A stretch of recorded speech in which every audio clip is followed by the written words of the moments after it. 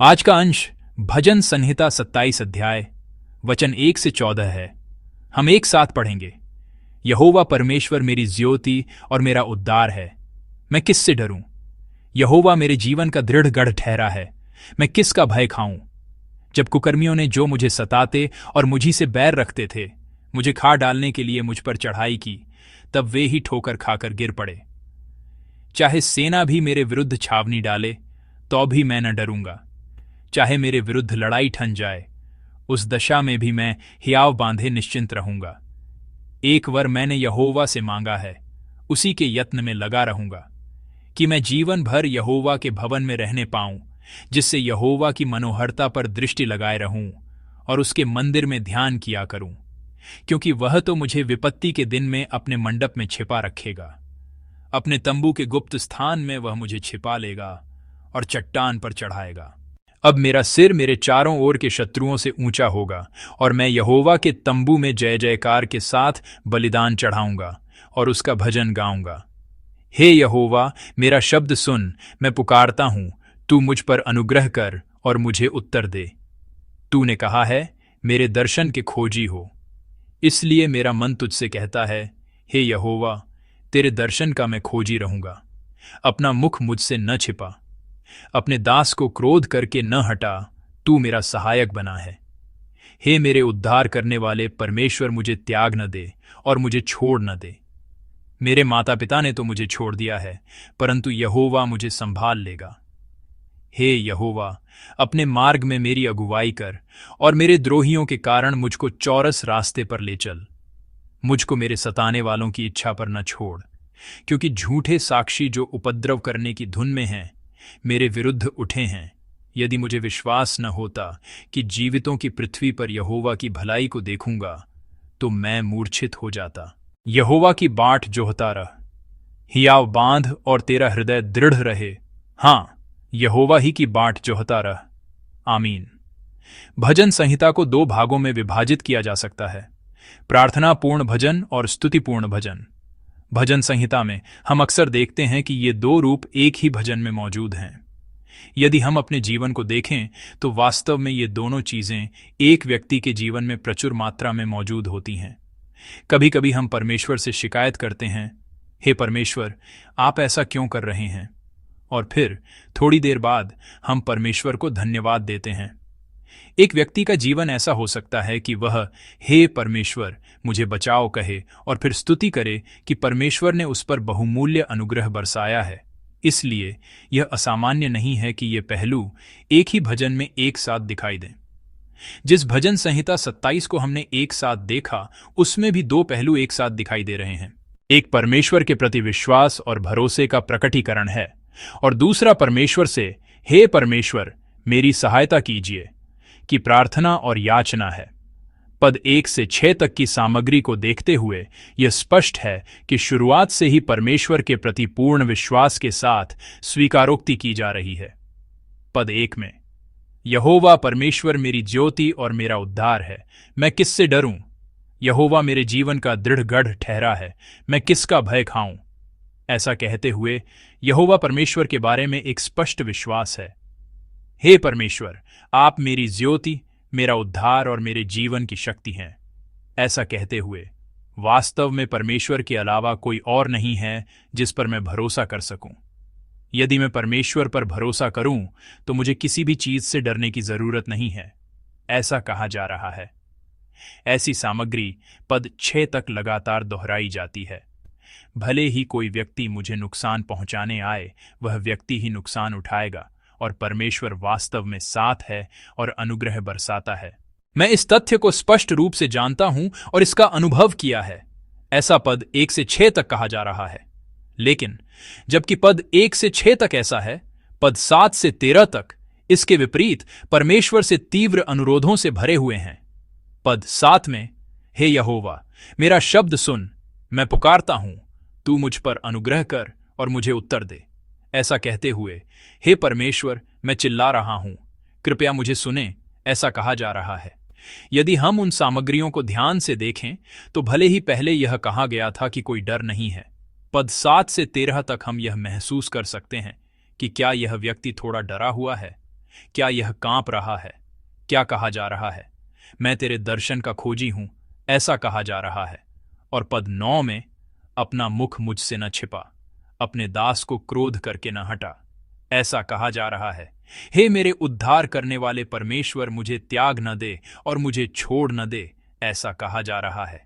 यह व्यक्ति परमेश्वर से इतना क्यों कह रहा है कि मुझे त्याग न दे, मुझे छोड़ न दे?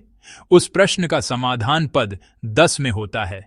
मेरे माता पिता ने तो मुझे छोड़ दिया है, ऐसा कहा जा रहा है। एक व्यक्ति जिसे उसके माता पिता ने छोड़ दिया है, यह जानते हुए कि त्याग दिया जाना कितना बड़ा दर्द है। क्या दुनिया में कोई ऐसा है जो मुझे अंत तक न त्यागे? शायद माता पिता अपने बच्चों को अंत तक जिम्मेदार ठहराएंगे और उन्हें त्यागने की कोशिश नहीं करेंगे। लेकिन अब इस व्यक्ति को छोड़ दिया गया है। जिस माता पिता को उसने सोचा था कि वे उसे कभी नहीं छोड़ेंगे, उन्होंने उसे छोड़ दिया है। और परमेश्वर ही वह है जिसने उसे अपनाया है, वह है जो उसके साथ रहा है, ऐसा स्वीकार किया जा रहा है। इसलिए उस डर में मेरे पास परमेश्वर के अलावा कोई नहीं है। परमेश्वर के अलावा कोई नहीं है जिस पर मैं भरोसा कर सकूं। मेरे माता पिता भी ऐसे हैं जिन पर मैं भरोसा नहीं कर सकता, लेकिन परमेश्वर पर मैं भरोसा कर सकता हूं। ऐसा परमेश्वर पर भरोसा करने वाले इस व्यक्ति को अभी इस स्थिति में, उस कठिन परिस्थिति में जिसमें वह है, यदि परमेश्वर भी उसे त्याग दे, यदि परमेश्वर भी उसे छोड़ दे, तो उसे लगता है कि उसे बहुत डर लगेगा। यदि हम इस कविता को देखें तो यह दाऊद की कविता के रूप में दिखाई देती है। दाऊद के पास उन हमलों से कोई डर नहीं है जो उस पर हमला कर रहे हैं, और न ही दुष्टों से कोई डर है। उस स्थिति में जिसमें वह है, कोई डर नहीं है। लेकिन अगर उसे किसी बात का डर है तो वह यह है कि परमेश्वर ने मुझे त्याग दिया है, परमेश्वर मुझसे दूर हो रहा है। वह डर स्पष्ट रूप से किसी व्यक्ति की ओर निर्देशित नहीं है, और वह डर स्पष्ट रूप से किसी स्थिति की ओर निर्देशित नहीं है, लेकिन वह डर स्पष्ट रूप से परमेश्वर की ओर निर्देशित है। यदि परमेश्वर मुझे त्याग दे, यदि परमेश्वर मुझसे दूर हो जाए, तो मेरे पास कुछ भी नहीं बचेगा। ऐसा कवि दाऊद स्वीकार कर रहा है। दाऊद की इस स्वीकारोक्ति में हम अपने जीवन को भी देखते हैं। हमारा डर कहाँ है? हमारा डर किस ओर निर्देशित है? ऐसा पूछा जा रहा है। लेकिन उस स्थिति में जिसका यह कवि सामना कर रहा है, परमेश्वर के प्रति उसका विश्वास, परमेश्वर के प्रति उसका भरोसा स्पष्ट रूप से प्रकट हो रहा है। भले ही परमेश्वर मुझे छोड़ दे, भले ही वह मुझे त्याग दे, ऐसे डर में जो पहले आता है वह परमेश्वर के प्रति विश्वास है। और जो पहले आता है वह यह है कि परमेश्वर उद्धार करेगा। लेकिन यहां एक प्रश्न उठता है। ईसाई धर्म और स्थानीय धर्मों के बीच का अंतर, जो हम अच्छी तरह से जानते हैं, इस क्षण में हमारे दिमाग में आता है। ईसाई किस पर विश्वास करते हैं? वे परमेश्वर पर विश्वास करते हैं। यदि ईसाई उस परमेश्वर पर विश्वास करते हैं तो वे परमेश्वर के उद्धार पर कैसे विश्वास करते हैं? स्थानीय धर्मों में, सामान्य धर्मों में और ईसाई धर्म में एक स्पष्ट अंतर है। ये क्या है? अन्य धर्मों में मैं उस देवता पर विश्वास करता हूं जो मेरी इच्छाओं को पूरा करता है। यदि कोई देवता है, यदि मैं ईमानदारी से अपनी पूरी कोशिश करता हूं, तो मुझे विश्वास है कि वह मेरी इच्छाओं को पूरा करेगा। उस विश्वास के साथ मैं प्रार्थना करता हूं। लेकिन ईसाइयों का विश्वास ऐसा नहीं है। भले ही मैं इतनी ईमानदारी से प्रार्थना करूं, भले ही मैं 40 दिनों का उपवास करूं और परमेश्वर से मुझे पूरा करने के लिए कहूं, ईसाई जानते हैं कि परमेश्वर ऐसा नहीं कर सकता है। एक व्यक्ति जो विश्वास में है, उसे अपनी तीव्र इच्छा को नकारने में सक्षम होना चाहिए। उसे अपनी इच्छा को झुकाने में सक्षम होना चाहिए। क्यों? क्योंकि हम अपनी महिमा के लिए नहीं जी रहे हैं, बल्कि परमेश्वर की महिमा के लिए जी रहे हैं। ईसाइयों का विश्वास यह है कि हे परमेश्वर, मुझे बचाओ। ऐसा प्रार्थना करने के बावजूद वे मानते हैं कि वह उद्धार मेरी इच्छा के अनुसार नहीं, बल्कि परमेश्वर की इच्छा के अनुसार है। और हमारे ईसाइयों का, यीशु पर विश्वास करने वालों का विश्वास यह है कि परमेश्वर के प्रति शिकायत नहीं करते, यह जानते हुए कि यह परमेश्वर की इच्छा के अनुसार पूरा होता है। लेकिन हमें विश्वास क्यों करना चाहिए? उस पर भी नहीं जो मेरी इच्छाओं को पूरा नहीं करता, उस पर भी नहीं जो मेरे परिवार को नहीं बचाता, जिसके लिए मैं प्रार्थना करता हूँ, उस स्थिति में भी नहीं जहाँ मेरी बीमारी दूर नहीं होती, जिसके लिए मैं प्रार्थना करता हूँ कि वह मुझे बचा ले। हमें परमेश्वर पर विश्वास क्यों करना चाहिए? भजन संहिता 27 को देखते हुए मुझे पता चला कि हमें विश्वास क्यों करना चाहिए।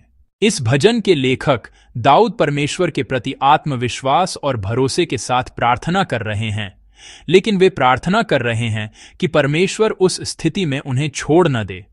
उन्हें विश्वास है कि यदि परमेश्वर मुझे नहीं छोड़ता है तो परमेश्वर उद्धार करेगा।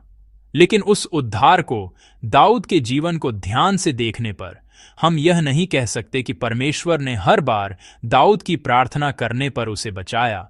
परमेश्वर ने सब कुछ पूरा किया। जब दाऊद ने परमेश्वर से प्रार्थना की और शाऊल द्वारा पीछा किया जा रहा था, तो शाऊल का पीछा एक ही रात में समाप्त नहीं हुआ। जब दाऊद पीड़ा में पलिश्तियों को भाग गया, तो परमेश्वर ने दाऊद के जीवन को शुरू से अंत तक सुगम नहीं बनाया। ऐसे समय भी थे जब दाऊद ने शहर को असुरक्षित छोड़ दिया था, लेकिन शहर पर विदेशी जनजातियों ने हमला किया था और उसकी पत्नियों, बच्चों और संपत्ति को लूट लिया गया था। यह दाऊद का जीवन था। दाऊद अपनी इच्छा के अनुसार सब कुछ पूरा होने के कारण परमेश्वर के प्रति अपना विश्वास स्वीकार नहीं कर रहा है। फिर भी दाऊद परमेश्वर के सामने स्वीकार करता है। भजन संहिता 27 की सामग्री को ध्यान से देखने पर ऐसा लगता है कि दाऊद अभी एक कठिन परिस्थिति में है। दाऊद अभी ऐसी परिस्थिति में है जहां परमेश्वर की मदद के बिना कोई उसकी मदद नहीं कर सकता। परमेश्वर पर विश्वास करने के कारण, परमेश्वर के उद्धार का अनुभव करने के कारण ऐसा नहीं है कि कठिनाई और दर्द नहीं आते हैं, ऐसा लग रहा है। लेकिन दाऊद पद 14 में फिर से स्वीकार करता है, यहोवा की बाट जोहता रह, हियाव बांध और तेरा हृदय दृढ़ रहे। हाँ, यहोवा ही की बाट जोहता रह। हमारे ईसाइयों के यीशु मसीह पर विश्वास करने वालों के विश्वास में एक स्पष्ट बात है, भले ही परमेश्वर अभी मेरी इच्छाओं को पूरा न करे, भले ही परमेश्वर मुझे मेरी प्रार्थनाओं के अनुसार निर्देशित न करे, अंतिम विजय हमारी है। अंतिम विजय उस व्यक्ति की है जो परमेश्वर के पक्ष में है। परमेश्वर ने हमें निश्चित रूप से विश्वास में, भरोसे में एक वादा किया है।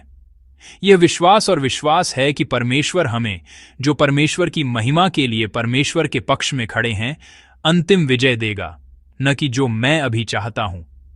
इसलिए दाऊद पद 4 में कहता है, एक वर मैंने यहोवा से मांगा है, उसी के यत्न में लगा रहूंगा, कि मैं जीवन भर यहोवा के भवन में रहने पाऊं, जिससे यहोवा की मनोहरता पर दृष्टि लगाए रहूं और उसके मंदिर में ध्यान किया करूं। वह जानता है कि परमेश्वर के पक्ष में खड़ा होना अंतिम विजय प्राप्त करना है। इसलिए वह कहता है कि वह परमेश्वर के पक्ष में, यहोवा के भवन में रहना चाहता है और वह उस विजय के दिन को एक साथ पूरा करने के लिए स्वीकार कर रहा है। इसलिए आज दाऊद भजन संहिता 27 में उस डर में डूबा हुआ है कि कहीं परमेश्वर उसे छोड़ न दे, और भले ही वह उस स्थिति में है जहां वह नहीं जानता कि यह स्थिति कैसी चलेगी, वह पद 14 में स्वीकार करता है, यहोवा की बाट जोहता रह, हियाव बांध और तेरा हृदय दृढ़ रहे। हाँ, यहोवा ही की बाट जोहता रह। यह न सोचें कि परमेश्वर ने अभी जो मैंने प्रार्थना की है, जो मैं अभी चाहता हूं, उसे पूरा नहीं किया है, और निराश होकर परमेश्वर को न छोड़ें। परमेश्वर तुम्हें अंतिम विजय देगा, इसलिए यहोवा की बाट जोहता रह। डगमगाओ मत, दृढ़ रहो और यहोवा की बाट जोहता रह। दाऊद ऐसा खुद से कह रहा है और उसी तरह से हम में से उन लोगों से भी कह रहा है जो इस भजन को पढ़ रहे हैं। क्या आज इस भोर में ऐसे लोग हैं जो इस स्थान पर हैं क्योंकि परिवार में कठिनाइयां हैं, परिवार में बीमारी और दर्द है, और प्रार्थना के अलावा कोई दूसरा रास्ता नहीं है? मुझे उम्मीद है कि आप इस एक तथ्य को याद रखेंगे, यहोवा की बाट जोहता रह, हियाव बांध और तेरा हृदय दृढ़ रहे। हाँ, यहोवा ही की बाट जोहता रह।